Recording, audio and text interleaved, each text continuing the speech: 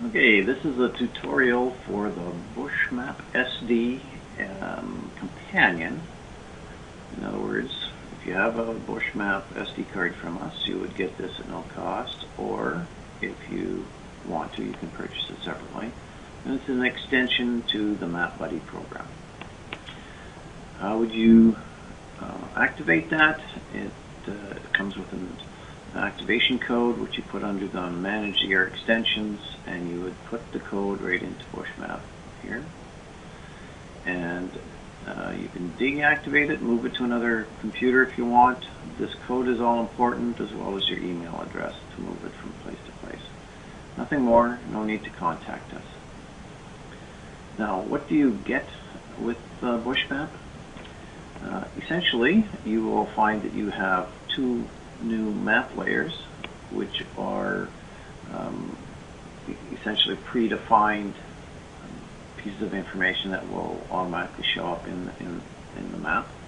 And you also have a set of grids of layers. That, in this case here, you can see the grids, topographical, contour lines. Anything that's in red is not available at this zoom level. You have to get in closer. When it turns black, then it should be available on your screen. Particular administration levels, like the wildlife management units, Traplines as well, and weather and cloud cover. These are pretty much in everything, and this will vary over time. We'll add more stuff to it as this time goes on. At any rate, if you wanted to turn on the township layers, that's what it would look like. What use is it to you? If you're doing recreational work, probably not a whole bunch, but if somebody says, well, I'm over in township, blah, blah, blah, at least you have a little something to go with. It is searchable, but of course you can see here it's 68.7 west of the 6, so it's pretty easy to scratch around and find as well. Now under the, I'll just turn that off. Under the search capabilities, you'll see here we have places, other layers, and under other layers is where you're going to find wildlife management units, which is already in your Garmin if you have BushMap. Those boundaries, I mean. You also have Traplines and the parks and the campgrounds and the lakes with contours. So for instance, if you wanted to turn on the parks layer, or do a search for a park rather, you could search for any particular park. I have no idea where Anderson Bay Park is, but guess what? It actually takes me there, and it outlines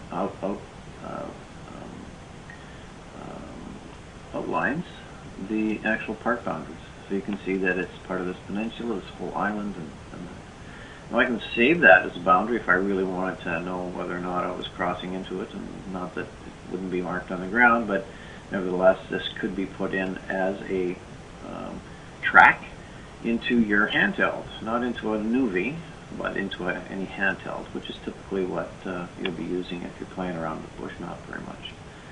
I'll just close that and perhaps look for lakes with contours, and you know I can choose from there, or I might actually just look for a lake, like Sturgeon Lake as an example. When I press search for that, it automatically takes me to that location. It gets just a hair too far out, and there's all your depth contours. And you'll notice if you can get into these here, they'll probably have depths attached to them. You see, 8.4. So that's actually in terms of meters, because these were all done in feet at one time. So there's your depth contours, and you'll notice on the land you have elevation contours as well. So that's your primary elevation information that you get with MapBuddy, with the BushMap. Now, particular campgrounds, parks, wildlife management, maybe a trapline. If you own a trapline and you happen to know what the number is, you could actually just dial it in. I'm just going to pick one here. Again, I have no idea where it is. And there's the boundary of Thomas's boundary. Now, he's probably never actually seen that You know, you got this all bush here. I bet you there's no seismic lines there dividing it. So he really doesn't have a clue where that actual boundary is. So this would be maybe the first time ever, apart from maybe down the edge of this pipeline corridor, that he ever knew where the pipe or the boundary of his trap line is.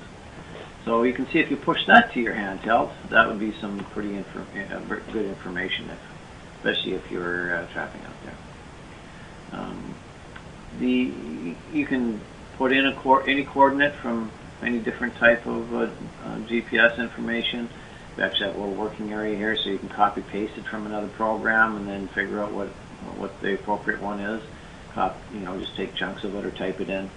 So just kind of designed this for relatively good ease of use. Now the primary reason for this would be to hook up to your GPS. So when you hooked up to your GPS, it would automatically recognize it if it's a newer handheld, and if it's an older one, then you just check off this box, which forces it to ask, hey, is there somebody around here?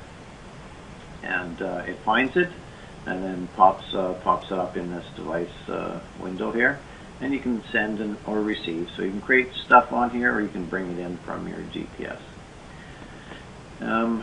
If you were to, for instance, I'll just zoom out a whole bunch here, and just getting back to a couple of these miscellaneous layers here. If I wanted to know what the weather was like, I can turn on that one layer button, and this isn't all inclusive by any stretch, but you can see we're leveraging some weather information.